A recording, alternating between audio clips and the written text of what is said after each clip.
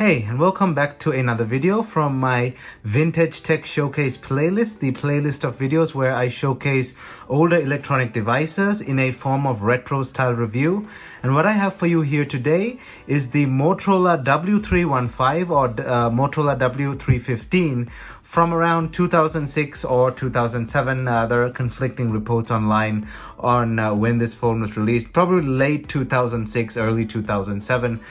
This is a flip phone, a classic Motorola clamshell flip phone, and it's very basic. It's a very basic flip phone that was offered on AT&T and Verizon at the time for a mere $10 with a 2-year contract. So $9.99 with a two-year contract, and it was just the bare minimum phone that you could get at the time. This was no phone meant to impress. This thing doesn't even have a camera. If you wanted a phone that you wanted to be impressed at, you go get a Nokia N series at the time or a higher end Motorola phone. But this definitely was not that. This was the budget workhorse of the networks back in those days. Now we got the lower end Nokias, LG, stylos and stuff. Well, the stylos are no more, but the Samsung A21, A51, the phones like that, they're lower end phones. They get the job done. They're not meant to impress, and this was what was available back in 2006 from Motorola. This phone surprisingly has some decent features for what it is, and we'll be going over all of these features in this video. It's actually quite impressive in certain ways and quite disappointing in other ways as well. And everything I say is going to be with respect to 2006. Do not hold this phone with reference to 2022. Put your head in the put yourself in the shoes of someone using this phone in 2006 and then take into consideration what I'm saying in this video. So we'll start off with the usual go around of the phone, blah blah blah blah blah, go into the tech specs and stuff. This thing has no camera, so no camera review, and we'll go from there. So as usual, before we jump right in, don't forget to smash that like button down below, as it helps this video get on YouTube's algorithm. And also don't forget to hit that subscribe button down below and ring that bell notification button to get notified whenever I upload a new video. I'm on Instagram, Discord, and Twitter, and you can follow me on those using the links down in the description below. And now let's jump right into this video, starting off with the build quality and design, and then go from there. Now, I must mention this particular phone, I got it from this lot of phones here. I've already done a video on it. That's the same lot of phones where a lot of prototype phones were also there. This one's not a prototype, but there are a lot of prototypes, including the unknown Motorola MP4 player thing that to this day, I don't know what the hell that thing is. And of course, one of my most prized possessions, the Motorola Riser Z12, probably the only working example I've ever seen online. A very rare phone, a cancelled phone.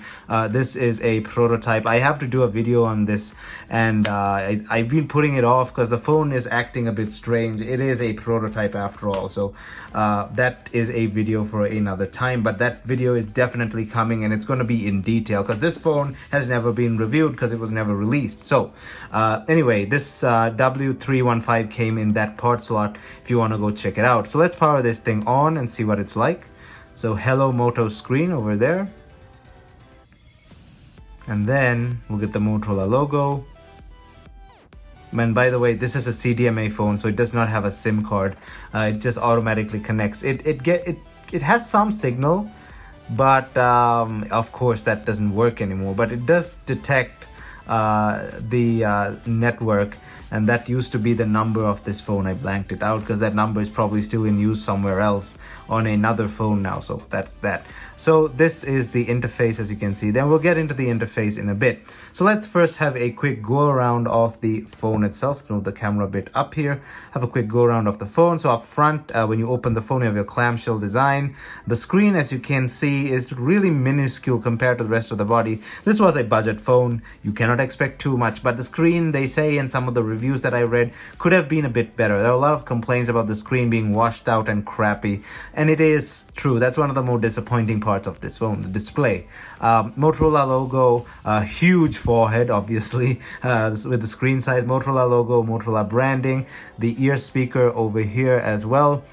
And then we have the hinge, a really solid hinge for such a cheap phone, a really solid hinge, so thumbs up on that. The buttons also, they feel really nice. It's a metal, this part is metal, the selection button. We have a selection back buttons, speaker, we have accept, decline, we have a back button. Sometimes this is the sometimes this is the back button, sometimes this is the back button, depending on where you are. So if you bring it closer, this says back, but this also can be the back button depending on which application you're in, which is a bit strange. And we have our keypad there as well. The keypad is pretty premium feeling. It feels quite nice in the hand. This is the I believe the AT&T version of the phone. I cannot find any AT&T branding on it, but I believe it could be the unlocked version as well, because it says W315 there, but it is connecting to some network. As you can see, it has signal. Let me show you the back on the other display. If I close it, it does have some signal. That could be just an error, but I don't know. But yeah, that it could be the unlocked version. W315 branding there. We have feet to separate the display from the rest of the body there as well. Moving on to let's close the phone first. So let's close the phone. The back or the rear part of the top clamshell, we have the external display, which we'll talk about in a bit. It's a small display. We have Motorola branding. We have like a ring-like thing. And if you look closely, we also have slits for the minor speakers here. So this thing does have two minor speakers for just basic tones and stuff. And the loudspeaker is at the back there. So these are the two minor speakers. They're not stereo speakers, but they are hidden. This is classic Motorola style, as you can see, with the V300, which is a much older phone. The V300 also has its minor speakers built into the top of the phone there. So that's quite interesting to see. We have the hinge, extendable antenna. This one is intact, but the bottom half is the shielding is missing, but it is still intact. Up top here we have the lanyard strap, as you can see, the lanyard strap, belt buckle latch, so that's where the belt buckle locks onto that small hole there. This, I don't know what it is. It's probably just a piece of rubber hiding the mechanism part of the hinge there. Moving on to this side, we have our profile switcher and slash loudspeaker button. So profile switchers, you press the volume button down like that, and then you can select profiles by pressing this profile switcher. So you engage it with the volume button, then you change it like that. So that's that. We have our volume rockers over here, USB mini type B over here. At the bottom we have nothing. On this side we have our voice notes button, so we have quick voice notes as well. So a lot of additional good features. We have our 2.5mm headphone jack there as well. This flap is still there, but this flap is gone. Yeah, that's, I guess, for the back of the phone. The main speaker is over here, the loudspeaker is over here, Motorola logo, and the battery bay. And overall, for build quality, this thing actually feels quite good for a $10 phone on a super tight budget. It feels solid. Motorola never built crappy built phones. They always built really good phones, even with the lower end stuff. They did skimp out on the display, as we'll discuss later, but overall, solidly built phone. Feels great in the hand. The buttons, everything feel quite good. And overall, for its time, and if you just paid $10 for this, I'd be totally happy with using this, provided I just paid $10 on a 2-year contract. But yeah, it is what it is. It feels good in the hand. It feels solid. Nothing too much to complain there, considering its price range. So now let us discuss the display on this thing. I'm gonna bring it up for a close-up here. Now, the display is a 1.8-inch display, so 1.8 inches. It has a resolution of 128 by 160 pixels, so 128 by 160 pixels, 1.8 inches. I'll do the pixel density. I'll put it over here. It's probably around 128 pixels per inch or something very, very low. I'll calculate it and put it over there. And like a lot of reviews said, this display is a very, very dull display. It is a CSTN technology, so CSTN LCD, that is about 65,000 colors. It's a variation of TFT technology, but it's called CSTN, and it's a variation of LCD. 65,000 colors, but the colors are really washed out.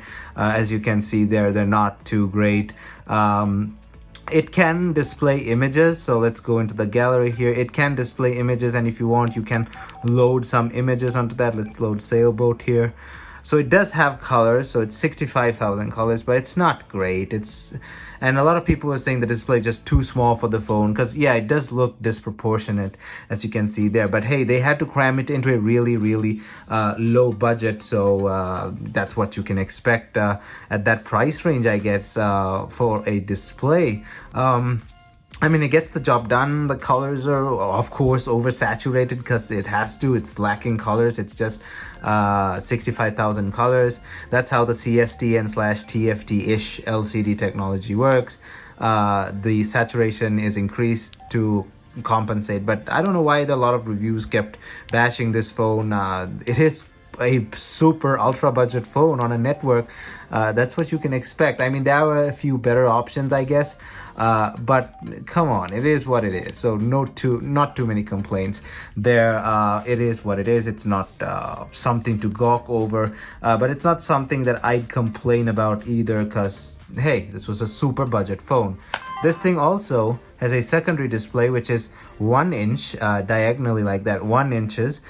It is 96 pixels by 32 pixels. So 96 by 32 that way, 96 by 32, or 32 by 96. And its display technology, it's probably OLED. I could not find any information about the technology online. It's probably OLED. It's not CST, and definitely it's probably a form of OLED. Yeah, it does look OLED. The darks, or yeah, that's definitely an OLED, but I cannot confirm 100%, but it does look like an OLED. So two displays. The external display just displays battery, time. It's quite handy actually, your signals, blah blah blah blah blah, and you can also, like I said, your profile switcher over there.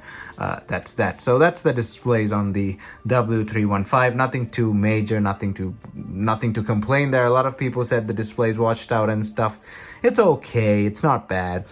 Outdoor performance isn't the best either, but it's okay. The display is decently bright. It performs decently outside. The colors are okay. It just gets the job done for its price range. Now, for internal specifications, I mean, there's nothing too much on this phone. This thing doesn't have memory expansion, nothing of the sort. It can store 1,000 contacts, and I couldn't find exactly how much you can store on the call logs, how many missed calls and stuff. And there's no way I can actually simulate it unless I just like find a way to connect this thing and get it working there. But there's no way I can really tell exactly how many calls and stuff you can have on the call logs. But 1,000 contacts, so about I'd say 50 to 100 about 50 missed calls ish.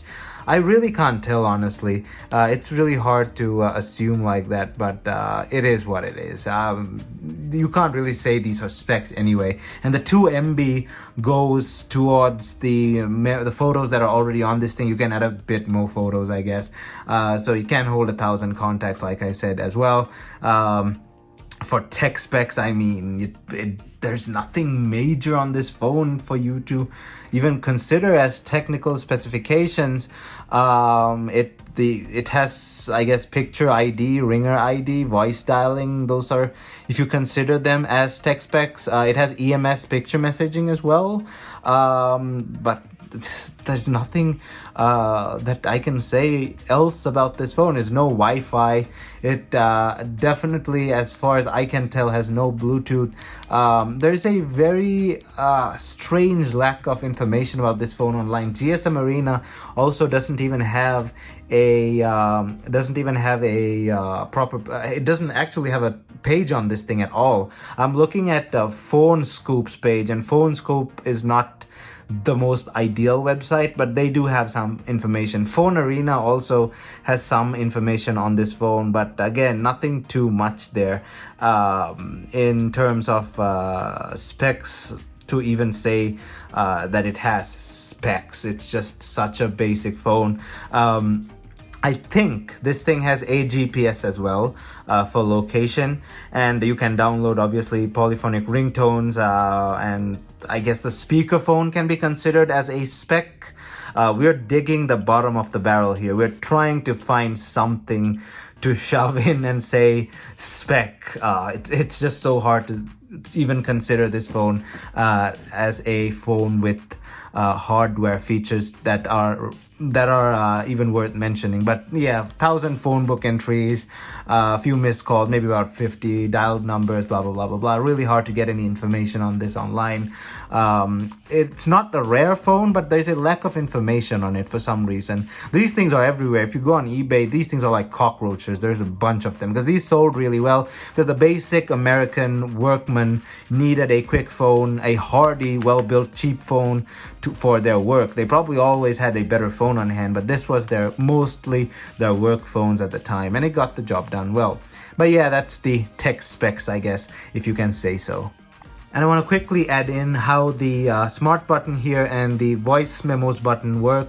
So if you close this, I think I already showed you, if you close this and press the volume down and then press the smart button, you can switch between profiles. As you can see there, the style of vibration. So activate with volume down, and then you can quickly select that. If you're in a meeting or something, you get a call, you can quickly change profiles to silence the phone, open it up. And then if you want to turn on the loudspeaker, press and hold. And now it's on speakerphone, and all the buttons and everything sound much louder. So there you go.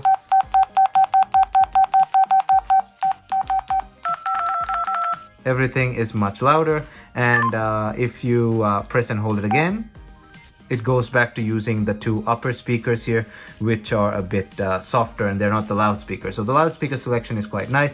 You have voice memos if you press this side, so it shows no voice memos. If you press and hold it, is when it starts recording.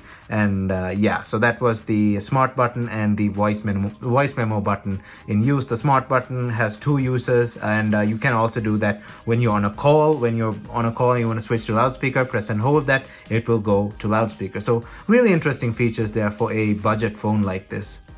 Now we're in the software, so let's bring the phone closer, and this is where the interesting stuff comes. The amount of customization this phone has, which is quite interesting. So this is your main menu. It's controlled with this. You either phone book, and it immediately jumps to that, even though I didn't click it for some reason.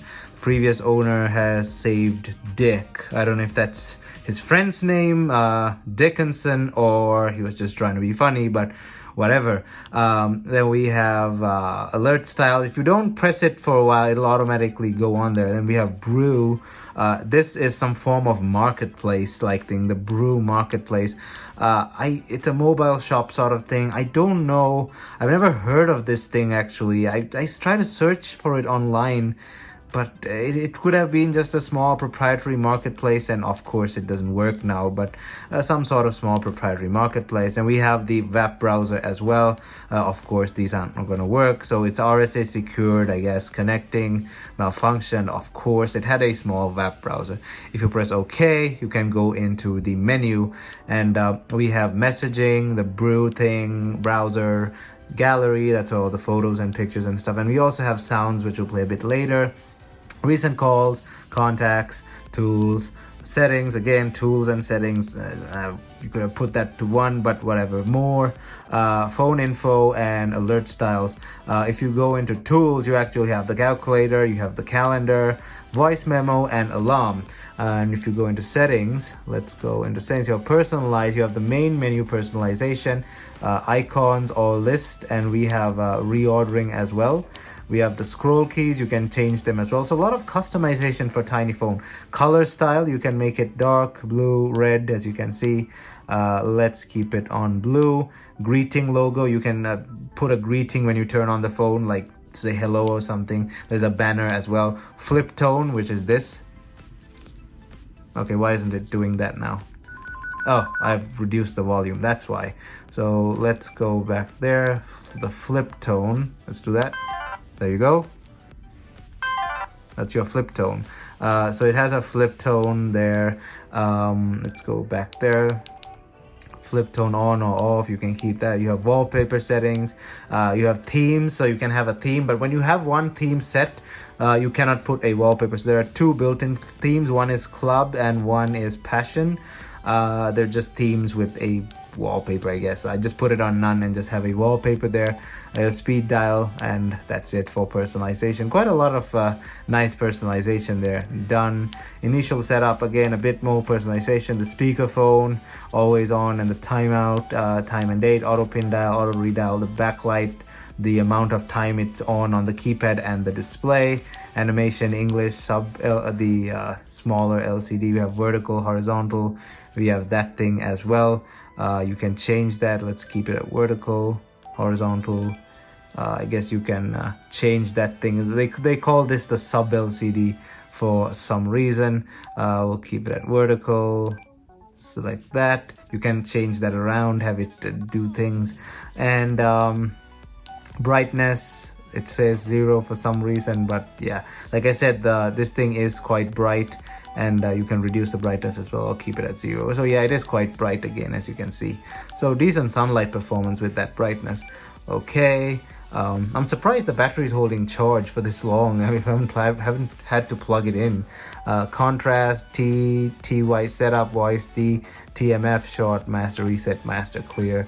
Browser setup, we have some settings for the browser, connection, your stuff, whatever, your provider, network provider, in-call setup, phone info. You have a bunch of stuff, the number, the NAM setting, battery meter, shows the battery percentage in detail and in more detail, and other information, your serial number and stuff like that. Security, set up passcode, lock, slide keys, blah, blah, blah, blah, blah. We have stuff that, new passcode, etc. Location, I said it has a GPS, so you can quickly set your 911 call location thingamajig or whatever. You can have location on or only for 911. More shows you network, car settings, and headset there as well. So that is your settings under. There's no games on this thing. So alert styles, phone info. If you go into alert styles, you have the styles that I showed you can change earlier with that button as well. We go into sounds, and we have some sound. So I guess if you put it to max volume there, and let's see, that's that. Biker.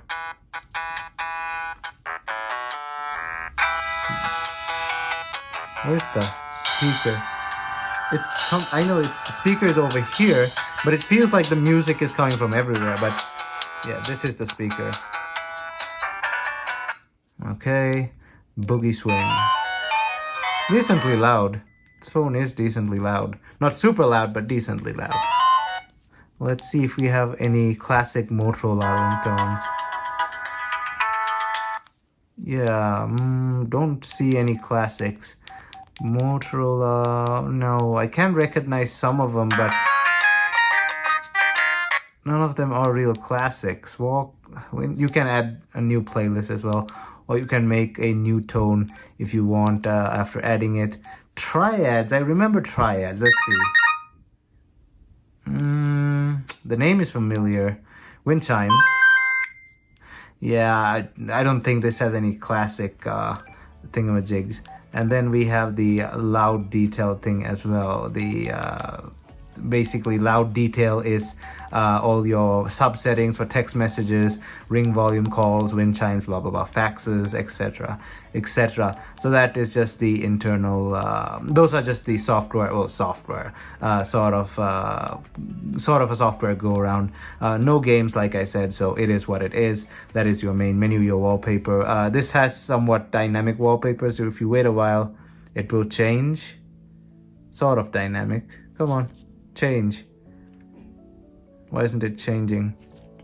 The wallpaper changes sometimes. Well, it doesn't change this thing changes. Let's actually go and do that again. Pictures, sailboat shimmer. This is shimmer. Let's put it as there you go. It changes. It's supposed to change like that. Wallpaper. Okay, that's set. It's supposed to just slightly change there. Back. Let's see if it does it now. Come on.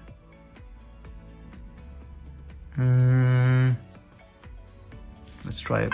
Do that again. Yeah, it doesn't want to do it now, but the wallpaper just kind of flickers. Let me show you that in here. Doesn't want to do it now for some reason. there you go. It is somewhat dynamic, but it's not doing that now for some reason. Did I change the profile? Let's see. So now you use that back button. Let's see, profile. Let's see. So we have that, loud, stay soft, stay vibration, still loud. Let's see if that changed anything.